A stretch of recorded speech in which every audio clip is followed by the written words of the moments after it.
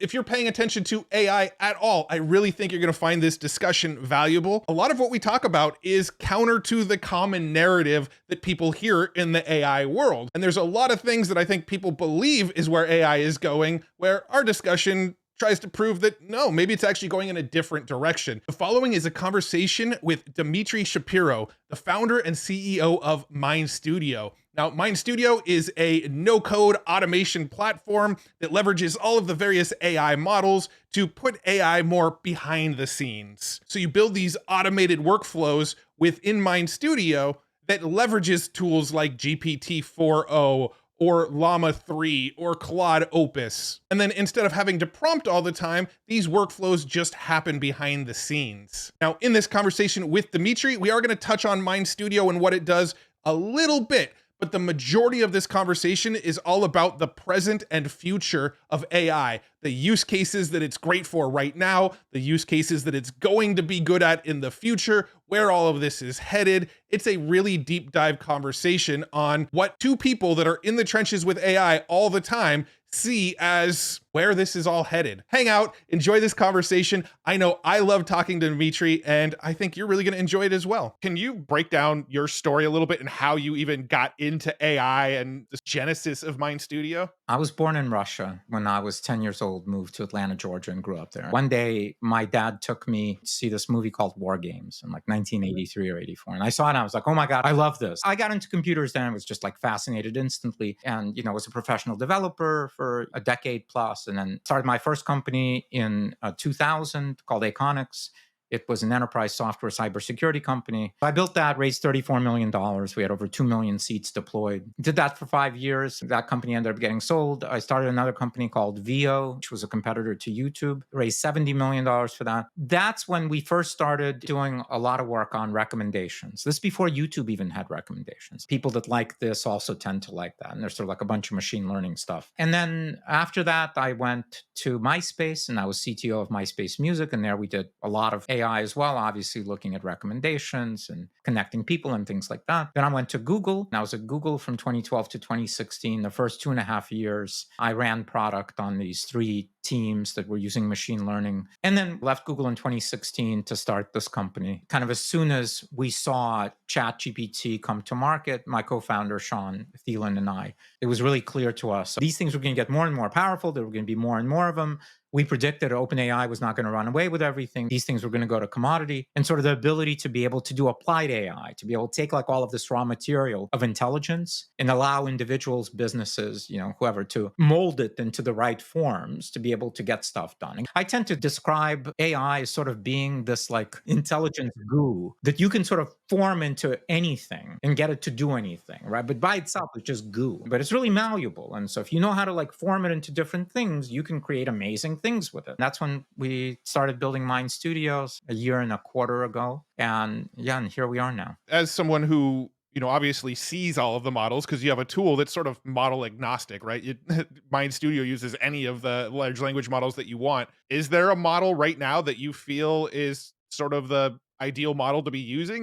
Yeah, GPT 3.5 Turbo. Really? So you prefer that over like GPT-4o or Opus or one of those? It is clear from what is useful in getting real work done. You want to keep cost low, price is important. You want to keep latency low, performance is important. And for most of those things, GPT 3.5 Turbo shines. You can kind of throw anything at it. It's inexpensive. It's fast. Now, again, to your point, like we support any other model. And some people say, no, I need, GPT-4o, and I'm just going to use that. And I love that better. As they say in the South, bless your heart. This is wonderful.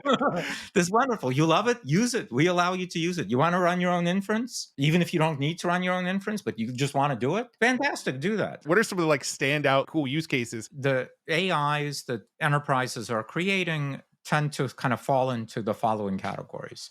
There's like some form that gets filled out, and there's sort of data that's being accumulated, and it used to have humans sort of sit there and try to process that data. And so that might be resumes that are coming in, right? So a big government agency that gets thousands and thousands of resumes a month used to have like groups of humans sitting there processing these resumes. Like the AI does that and sort of triages it and classifies it, asks for more information if there's not enough information, like for example in the form, for whatever reason they forgot to put something in, or they put something in and it's ambiguous. Well, it used to be like a human had to like reach out and say, what did you mean, and all that. No humans need to be involved there anymore. AI can do all of that stuff automatically. Then there are AIs that do sort of like multi-step workflow. When the lead comes in, used to be a human had to go, sort of start this process up and start that process up and go get some information. Sort of like project management type things that used to require sort of like really well organized people, or sort of a well instrumented sort of workflow process, sort of being tracked by Kanban. Like anything that you can sort of track by Kanban can now be automated by definition. Things that require multiple steps that might sort of need to be fired off at asynchronously, and when the data comes in, then sort of continue down the path. Or things that are analyzing things. Sales is obviously super important process in any organization, bringing in revenue. It's a resource intensive process from a human standpoint, right? Like there's sort of like self-service things where like you just go to our website and like read about our product and put in your credit card and buy. That's great. But for everything else that requires sort of human salespeople, well, then that is a giant lift, because salespeople, first of all, there's diversity in their skill set and their ability to be able to engage customers and do stuff. There's time limitations, only so many hours in a day and things like that. And so like sales automation is a common pattern. Let me give you an example. Many conversations that everybody's having now on video, for example, tend to have agents, transcribing agents that join. Right, Fireflies, Otter, etc. Right, most of the time that just like sort of goes somewhere in some bucket and it sits there, and maybe it gives you like some kind of an action itemy thing or whatever, but that's kind of it. Well, now what enterprises are doing is setting up AIs that basically watch the bucket that gets the new transcriptions and then fire off a series of steps that the AI is doing, which is evaluating as sort of like a third party listening, the humans communicating with one another. And this one, of course, is on the side of the salesperson and sitting there and saying, is this prospect ready to buy? Are they asking the buying question? Or are they saying they're going to buy, but they probably are not going to buy because they haven't asked all the questions that would be required to truly demonstrate that they understand what the product does. They're nodding their heads. They're saying yes, but the AI doesn't think they're understanding the product. In fact, maybe let's give them some additional collateral that's specifically custom made for them by the AI that helps them see the product from a different angle, or preemptively answers their questions that they were too afraid to ask because they didn't want to look like a fool. They didn't want to ask stupid questions, which is a common problem in sales. Salespeople want to sell. They tend to get this thing called happy ears. They think prospect's ready to buy. The prospect doesn't want to be mean. And so the prospect saying, yes, this is a great product. I love it. Of course I could see it in my company. And everybody loses. And the AI sort of is sitting there saying, hold on, boys or girls, let me explain to you that you're not seeing each other in the right way. And like, let's get this deal done, right? And so like this kind of intelligence injection into sales where the AIs can spend, meaning that can scale, it's not blocked by hours in a day. It can process every meeting. It can process every conversation. It can ask all the what if questions. It can generate all the content follow-up that's needed that would have never been generated by a salesperson because the salesperson wants to go to the next call. And so like follow-up is really hard for salespeople. AI trainers is really interesting, seeing a lot of those. Keeping teams aligned. Every organization is constantly changing, evolving. The market is changing. And so retraining people and keeping them aligned as the organization shifts and evolves is really, really hard and requires teams, and that doesn't scale for most organizations. They can't get the team if they're small or medium. If they're too big, the teams move slowly. Now AIs can do that, and that is extraordinarily important. And again, at scale, that's transformative. So organizations are about to get radically more aligned. And when they're more aligned, out comes productivity. And outcome success. Do you think the current large language models are better at sort of reading between the lines of the context of what we're trying to say than humans? Because you were talking about salespeople, and an AI salesperson is going to be very, very patient with the person on the other end and answer all their questions and keep going with them. Where a real human salesperson is, like you mentioned, going to want to get off the call, close the sale, get off, move on to the next one if possible, right? But you were talking about how these AI models can actually sort of read between the lines and understand that, okay, they're saying they like the product, but maybe, there's some extra information there that's just trying to get them off the call so they don't have to keep on going with the sales call, right? So do you think the AIs are at a place right now where they're actually better at sort of reading between those lines than humans are? Absolutely, than most humans are. I'm certain that there are some humans, great, empathetic, insightful people, salespeople, or anybody else. Some people are just better at reading the situation, reading the room, understanding other people, really listening than other people. And those are rare. So most people don't have that skill and don't have the patience and sort of don't have the time for it. And so, yes, today's AIs are dramatically better than the vast majority of people at doing that, of like looking at the situation and again, sort of asking the questions. What's not being said here? What might be being said? What else could it mean? And sort of enumerating all of the potential configurations of kind of this reality of the situation. And then saying, oh, well, these things are missing. Let me introduce those in. Because if you introduce those in, all of a sudden the understanding changes and the conversation changes. I want to look at the future a little bit. You and I, when we met up in person, it was right around the time ChatGPT just launched their GPTs. And I think you said something to the effect of like, yeah, they'll be hot for a minute and then nobody's going to talk about them again. And that's what happened, right? Nobody's really talking about custom GPTs over in the GPT store anymore. Do you have any other sort of future predictions? I know right now the big narrative that OpenAI is pushing is the voice narrative, the her narrative of all of this AI is going to happen conversationally versus us typing in prompts. What are some of your predictions? Do you think that that's the correct narrative? Do you think the voice is the future of this all? And what other sort of predictions might you have? No, I don't think that voice is the future. Not that it doesn't have applications; it certainly does. But I think, as we were talking about a little bit earlier, I think the real power of AI is going to move to things that just happen behind the scenes, and you're not interacting with it. Human is the bottleneck. The best situation is when there are people out there that know what you want done or what you need done, and go off and are able to do it. If you have to tell them what to do, if you have to ask them what to do, or you ask them to do something, then that slows it down. If you have to teach them to do something and be sort of precise about asking them what you want done, well, that's even more difficult, right? It requires more time, more miscommunication, etc. And so the more we can get humans out of the loop of having to give any kinds of commands to AI, the better. And so typing, by the way, is faster for many people than speaking. And so the speaking becomes an issue there as an interface. But even typing, even if you type 150 words a minute, that's still like restrictive. I'm certain that, again, if we fast forward, 1 to 2 years, most of the things that AI is used for has nothing to do with typing or speaking, has nothing to do with humans being in the loop. Humans benefit from it, and humans get involved periodically when they need to be, because a human wants to hear from another human in a sales situation. It's like human talking to AI that's selling them something, even though people are trying to do that now. I actually think that's a completely wrong approach. That certainly is a novelty. Nobody wants that. Nobody wants to be talking to an interactive voice response unit, which we've had forever, right? Like when you dial American Express and you talk to the thing that says press 1 for this, or say this or say that. Like, isn't that frustrating as hell to say that? That's right. You just want to talk to a damn human.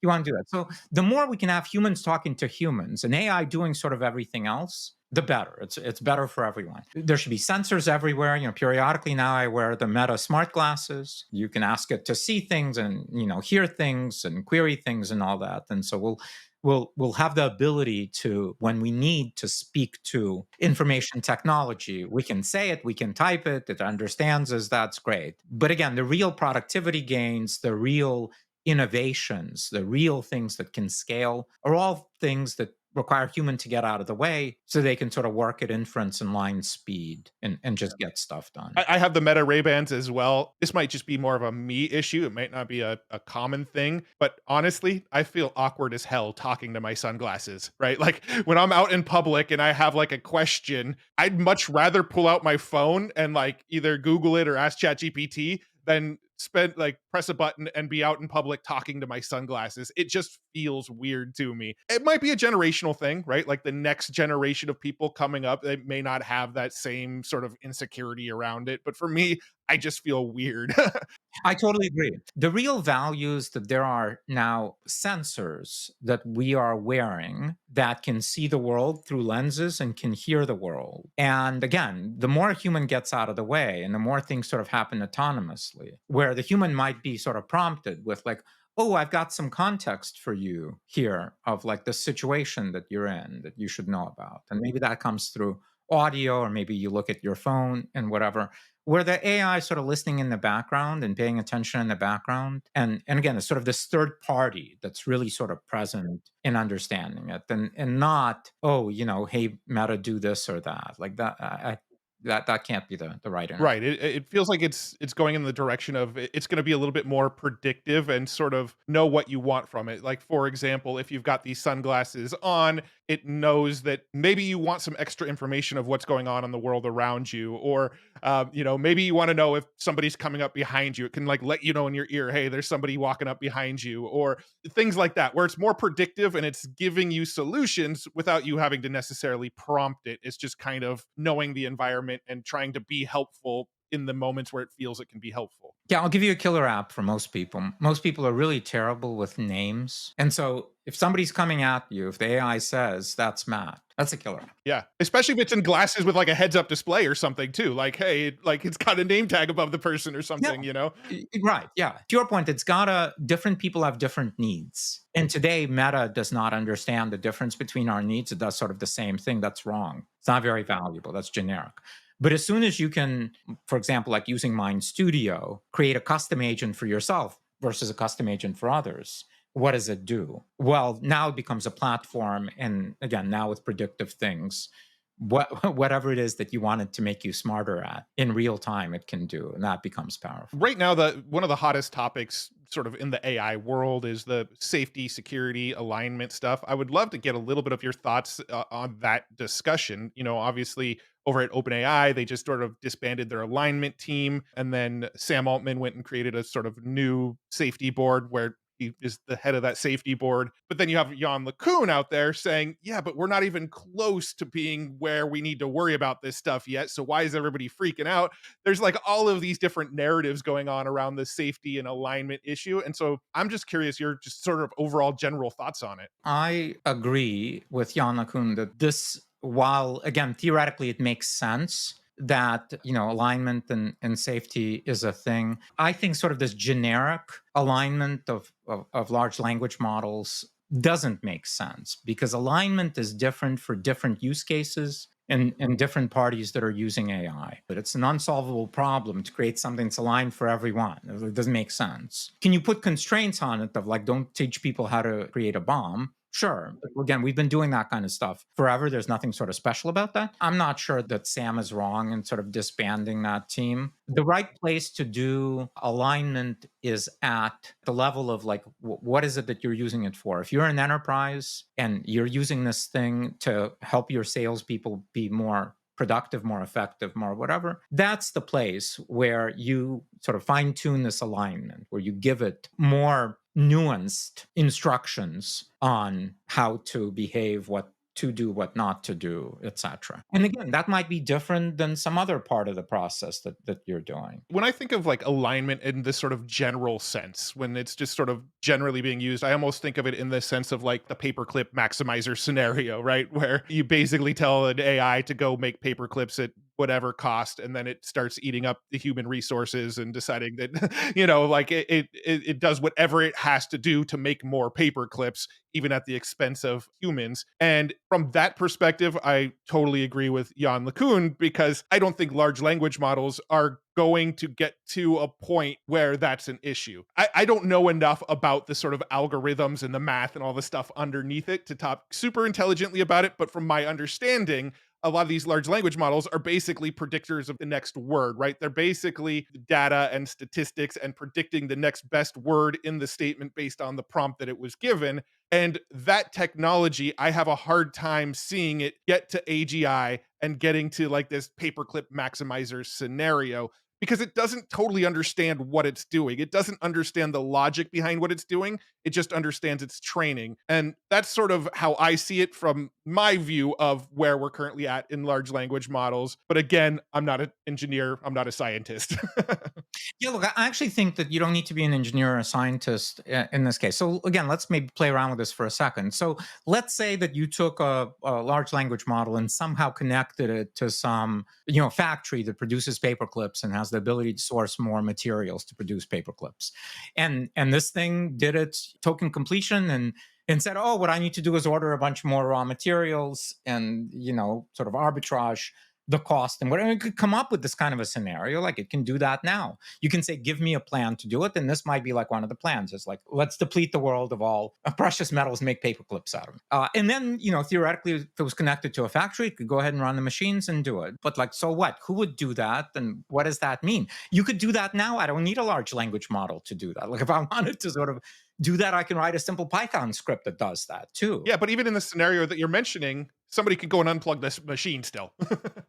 Exactly. Yeah. There's a show called Electric Dreams. I think it's an Amazon original. And I think second episode in this thing is called The Factory, which sort of has a scenario like this. It's like this post-apocalyptic world where there's like this factory and it just like produces junk, robbing raw materials from the world and sort of by drones delivers this to these like now primitive people that are just living at the like edge of the factory, and it just like drop stuff. It's like killing all the raw materials, siphoning them off and just giving them junk, and finally they have to like break this factory. But that's generally silly. The problem a lot of us are experiencing right now is like all of this weird sensationalism about AI. And I think like this talk, right, about alignment and danger and fine tuning and massive disruption and all of that is sort of taking a lot of the oxygen in the room.